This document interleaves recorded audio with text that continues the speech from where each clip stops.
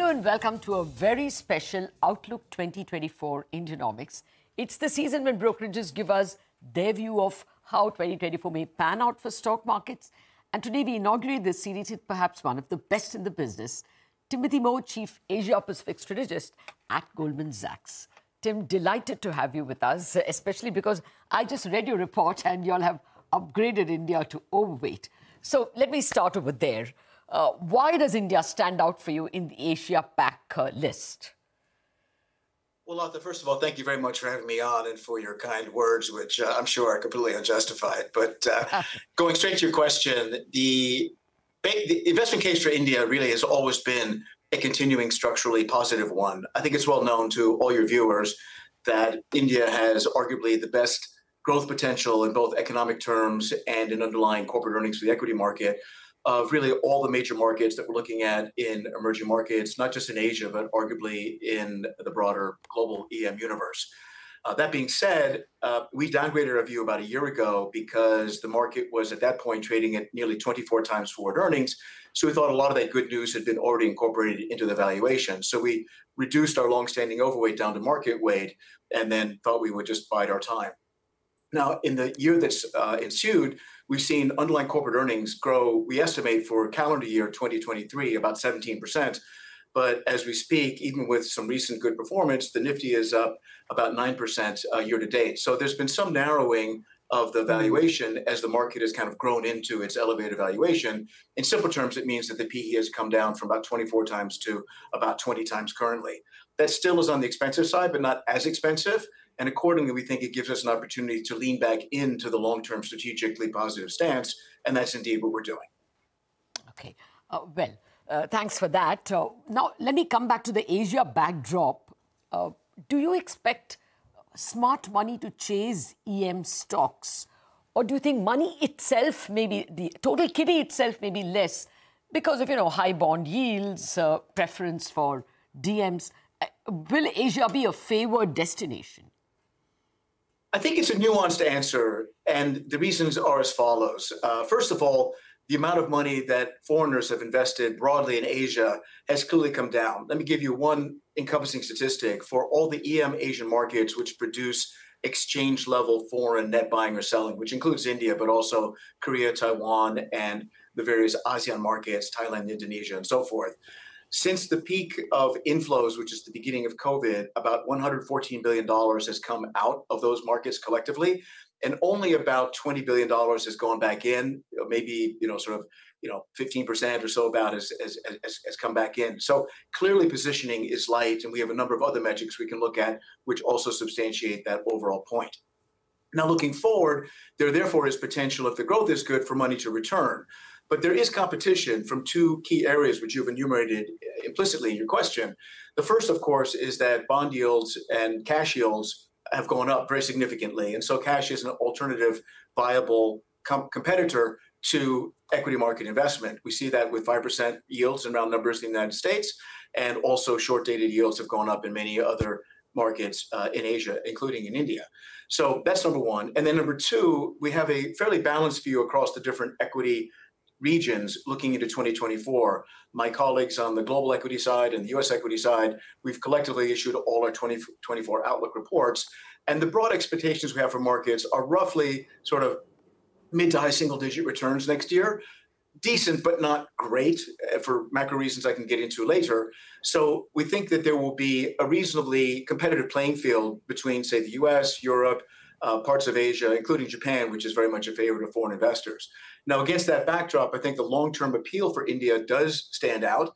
And so we would expect that foreign money can come back, especially because after the significant amount of selling that we saw in 2020, late 2021 into 2022, there's about 40 billion that went out of the market. Roughly about half of that has come back in cumulatively, but there still could be opportunity for foreigners to raise their investments. And so we would be reasonably constructive on the investment flow outlook for India, but against that backdrop of competition from other areas, as I've just been summarizing. Exactly. So just to pick up from there, is it possible that India can do well? I mean, can stock markets rise in India if the overall kitty is still in sell mode? After all, India receives a larger part of its money from the emerging market allocations. Of course, there are India-dedicated funds, which may be growing. But will that be a negative, that EM itself gets less and therefore the markets don't rise? Well, it's a good question, but I think that the evidence just in the past few years in India itself would argue that there is an extra engine of demand, which maybe has been underappreciated, especially by perhaps even by domestic Indian investors. And that, of course, is the domestic flows, particularly from the retail cohort, through either directly or through things like the systematic investment plans, the SIPs, where there now is $2 billion a month coming into those dedicated funds. And that's very sticky, continuing money. So it's a steady positive drip feed into the market, which can serve to offset some of the maybe less robust money that's coming in from external investors. And I think this is a really important point that is true not just for India, but also more broadly. Basically, what you might call the rise of the domestic investor, or the idea that domestic investors are more in charge of the progression of their own domestic markets. Let me give you a couple of other examples. For China, where there's been significant net foreign selling because the narrative on China has turned more negative, as I'm sure you and your viewers are aware. The single brightest point of flow into the China market is the so-called southbound connect. This is mainland money coming into the Hong Kong Stock Exchange. And year to date, that's $40 billion. And it's been positive every single quarter, even though there's been significant outflows from other sources and foreign selling. So we see that there. We're beginning to see that in Japan. And that's one of the reasons we're optimistic on Japan going to 2024. And then, of course, closer to home here in India, that's a very powerful dynamic as well. So I think that serves to buffer concerns you might have about there being less strong foreign investor interest in emerging markets. Okay. Yeah, I will remember to ask Shantanu what that means in terms of lower dollar flows. But I take your point about higher rupee flows. We've been, I think, averaging 160 billion rupees a month and about a trillion rupees from domestic mutual funds a year into equities. So that's standing us in good stead. But Timothy, let me come to the themes that you like. Banking has been a favored theme. Would you continue to stick with it, or is it time to diversify? Because we are seeing lower bank margins and the Reserve Bank moving ahead with some microprudential risk weights. So it's a great question. And the simple answer is we still are very constructive on the banks. We do have a preference for the banks versus the consumer-oriented non-bank financials. So that's one of the nuances in our strategy within India, which my colleague Sunil Cole has been spearheading. I'd say, let me just start first in terms of the broader themes. There are three main buckets. Sure. One would be the shorter-term cyclical macro themes, and that would really be things like the large cap laggards. As I'm sure you're aware, the mid caps have been really on fire. They've done very, very well. We love that theme, by the way, and have written extensively about it, but they have gone up a lot and valuations have improved. So I think that gives an opportunity, at least tactically, for some of the larger cap laggards, which are of good quality, to catch up. And that would include some of the larger banks. Secondly, we've got the broader theme of stable and quality growth at a reasonable price. So it's kind of where can you find good growth that's foreseeable and somewhat much more expectable, but without paying too much for it. We have some ideas specifically in that category. And then thirdly, there seems to be some opportunities in the consumer area, which we would flag as well. So that big bucket is kind of the cyclical macro themes. And then more broadly, on the medium-term themes, we have some structural ones. We really like this Make in India theme. We've been writing about this for over a year. It's outperformed significantly. We think there's a lot more, more power behind that. So that's would be one. Second would be the energy transition theme as we try to lean more towards clean energy and so forth. There's a theme which plays to the overall construction and residential dynamic of home building materials. And then also there's a theme of defense spending, which is something which we see across the region. It's a regional theme we have, but it's also very present in India. And then finally, just with a hat tip perhaps to wanting to protect against some potential volatility as we're in the election season, we think that there are inexpensive ways for investors to hedge their downside in the derivative market through options on either 90 or 95 Nifty puts. That's something which is very inexpensive because the implied volatilities are the lowest in the region, and that can give you perhaps some downside cushion at a very inexpensive price, basically downside insurance, while you still have your long-term structural opportunities as the core part of the portfolio. Well, your afterthought literally pulled out my next question. How worried are you about the 2024 general elections? Would you buy even in advance of it? Do you think the markets will rally into the elections, or will it rally in the second half?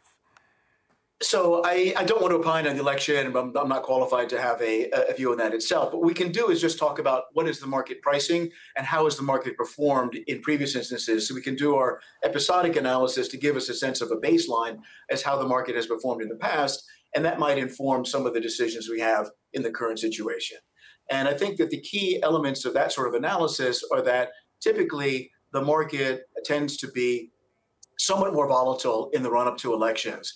And this is true not just for India, but pretty much every other market that we look at. And it makes total sense because if there's some uncertainty about how an election will turn out, and that would lead in some uncertainty about what policy might be, then the market naturally will price in a little bit of uncertainty going into that until the actual result is known.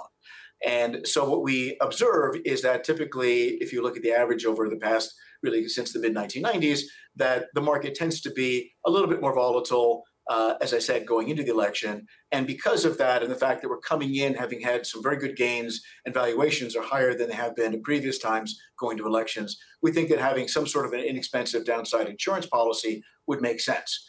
But for the long-term structural view, we really think that that the election will not have much impact on that, and that the core fundamental, very positive structural dynamics of India growing, called it 6.5% or mid 6% on a trended basis for the next 5, possibly 10 years, and the fact that India's been remarkably positively able to translate that strong economic growth into earnings growth, which then is manifested in index gains. We think that's the real sort of core story that investors need to continue to focus on, and which really informs our strategy and the reason why we've upgraded it to overweight. We just ran a line saying that Goldman Sachs 2024 target for Nifty is 21,800. Is that a base case or is that a best case? That would be our base case. We've got our base case for all the different markets we cover. There's 11 markets in the region altogether that we are focused on. In fact, 12 if we include Japan as well, which we're very, very positive on. And we've got our core targets for each one. Now, there's a famous saying, I think it's attributed to President Dwight Eisenhower in the United States, that plans are worthless, but planning is everything, which means that whatever your target is, it's probably going to not come true, just because to get an actual index price correct at a particular date is very, very difficult. But what I think that the exercise of going through setting targets does is it makes you think structurally through the different factors that are likely to contribute to market performance. And when we look at the macro backdrop, at the earnings, at the valuations, at fund flows, and so forth, we come to, as you've asked, our base case. Now, around that, we've done some upside and downsides. We haven't done that specifically for each particular market, but for the region as a whole, we basically shocked earnings, so we shocked macro growth, both globally and within the region, flowed that through to interest rates and then to earnings and valuations. And we get a sort of range around our broad return forecast of about +11, -13 instantaneously. But the key point here is that as you go through time and you accrue the underlying earnings growth, the risk reward from current valuations becomes, or current levels, becomes much more attractive, because you get that underlying earnings to cushion you in terms of whatever the volatility might be around your target point. So all that being said, I think that there could be opportunities to have a higher Nifty target if, say, growth comes through better, or rates are more attractive, or we get better fund flows. And correspondingly, there could be some downside to it if you get some negative shocks. But that would be our base case, yes. Or even the base case of 21,800 is reasonably mouth-watering and makes 2024 reasonably inviting for equity investors. Thank you very much, Timothy Moe, for joining us. Thank you so much. Okay, well, that's a great way to inaugurate our 2024 outlook. We have to wrap up on Bazaar. Chartbusters up.